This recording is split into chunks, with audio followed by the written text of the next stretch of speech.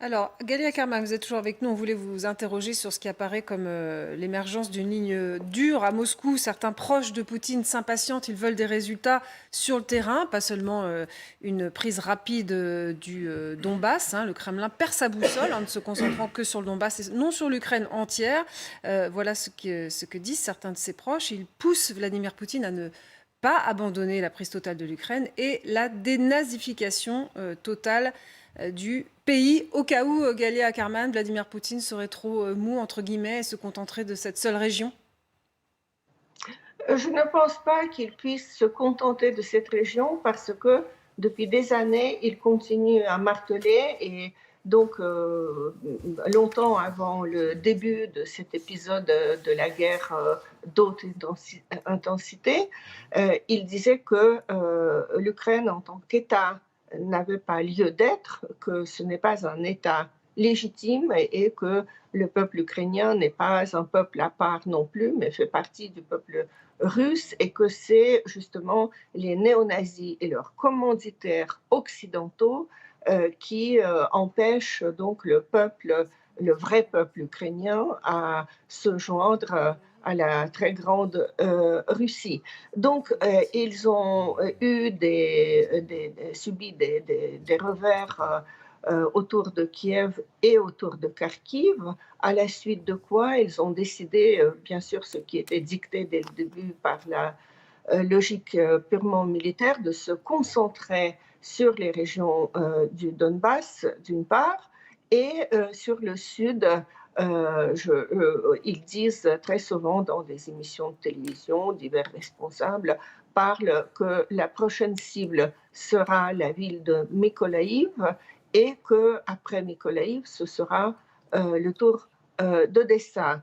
Et ce que beaucoup de gens craignent, et je partage ces craintes, c'est que, par exemple, ils décident sans aucun même référendum, c'est-à-dire même pas le simulacre de la décision populaire, parce qu'ils savent qu'ils n'obtiendront pas avec tous les trucages le résultat qu'ils veulent. Donc, ils ne veulent pas faire de référendum, mais il est tout à fait possible que Poutine puisse proclamer l'adhésion, l'annexion à la Russie de la région de Kherson, qui est pratiquement entièrement occupée, et d'une région adjacente qui serait une partie de Zaporizhia, pas la ville de Zaporizhia parce que Merci. c'est une grande ville.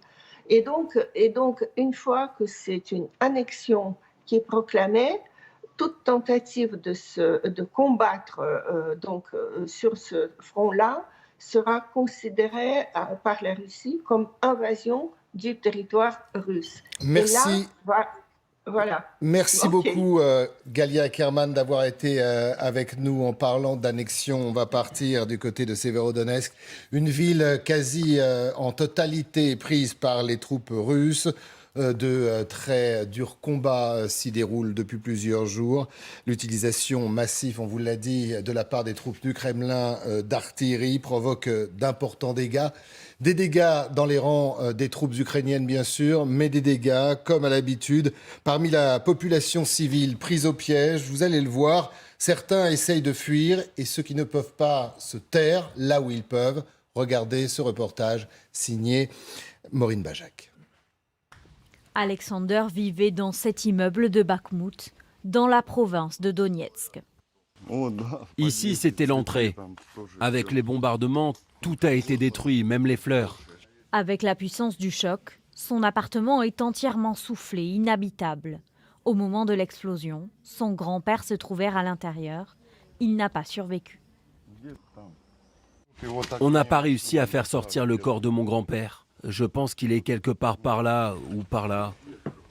L'immeuble éventré est encore fragile. Par sécurité, il faut quitter les lieux. Venez, on s'en va. Sans appartement, la famille d'Alexander tente de continuer à vivre sous les bombes, s'alimenter, rationner sa nourriture, se mettre à l'abri sous cette tôle. Vous voyez, c'est là où nous vivons maintenant. Nous cuisinons sous les tirs. Au moins, nous avons une douche. Nous l'avons fabriquée nous-mêmes. On récupère l'eau et voilà ce que c'est. S'adapter chaque matin à la guerre, un quotidien bouleversé et sans issue pour l'instant, impossible pour eux de fuir.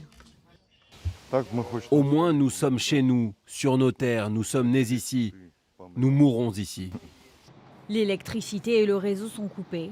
L'armée estime que 90% des immeubles de la région sont détruits. Comme Alexander, 100 000 personnes vivaient à Bakhmout. Alors Severodonetsk, probablement sur le point de tomber entre les mains des Russes, mais les combats ne se limitent pas au Donbass. Les troupes de Moscou ont décidé en effet de reprendre plusieurs positions perdues ou abandonnées lors des premières semaines du conflit. Émilie Broussounou, dites-nous un peu où se passent ces combats en dehors du Donbass. Bien, il se passe surtout au sud de l'Ukraine.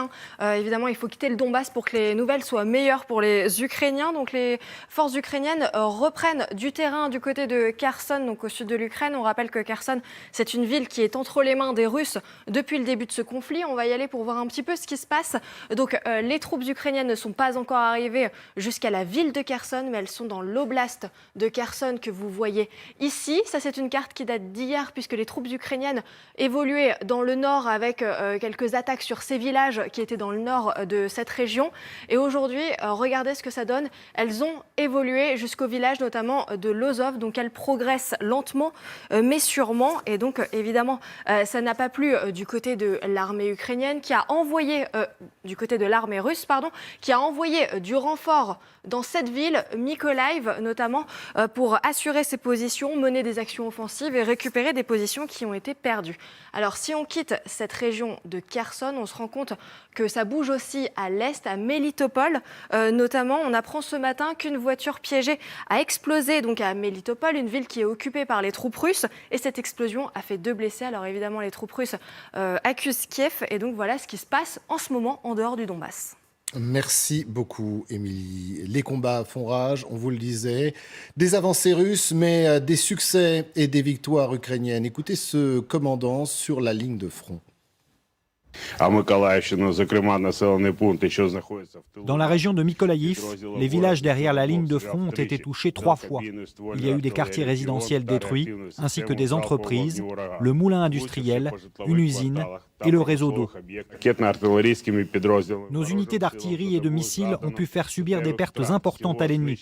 Nous avons tué 78 Russes en 24 heures, détruit 8 chars, un canon autotracté, 2 mortiers et 5 véhicules blindés.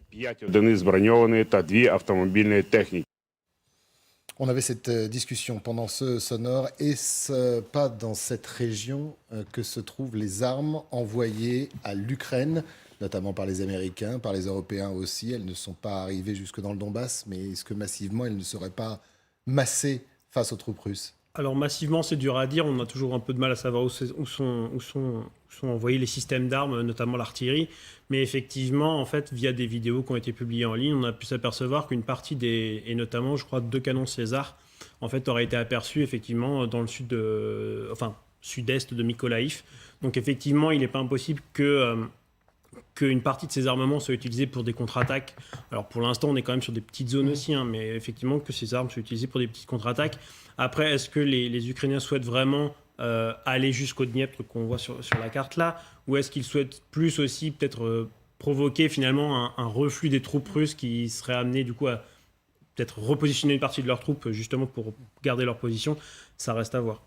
Général Perruche. Oui, il est difficile d'évaluer avec précision la capacité opérationnelle actuelle de l'armée ukrainienne. On voit bien qu'il y a une ligne de résistance le long d'un front qui fait presque 900 km quand on part de Kharkiv et qu'on va jusqu'à Kherson. Et on voit bien que l'armée ukrainienne est en position défensive essentiellement face à l'offensive du Donbass, bien entendu, et ailleurs. Alors, effectivement, en fonction de la capacité opérationnelle disponible et qui se renforce de l'armée ukrainienne, il y a plusieurs scénarios possibles. Soit en ce moment, il y a des attaques de diversion, comme ça a été dit, pour maintenir une partie des troupes russes dans cette zone-là, éviter qu'elles aillent les fixer quelque part. S'il y a un peu plus de capacité opérationnelle, on peut imaginer que dans les zones où la défense russe est plutôt faible, les Ukrainiens en profitent pour faire une percée à cet endroit-là et donc créer aussi de l'insécurité côté russe. Il y a un troisième scénario, c'est qu'il y a une guerre du temps qui consiste pour les Ukrainiens à essayer de freiner les Russes au maximum tout au long de cette ligne de confrontation, en attendant d'être plus forts et de pouvoir préparer des contre-offensives sérieuses qui pourraient couper Kherson, vous voyez, ou carrément couper la logistique qui descend de Belgorod dans le nord. Voilà les scénarios possibles. Mais tout dépend de la capacité opérationnelle que je ne peux pas évaluer de l'armée ukrainienne. Alors on va suivre dans un instant.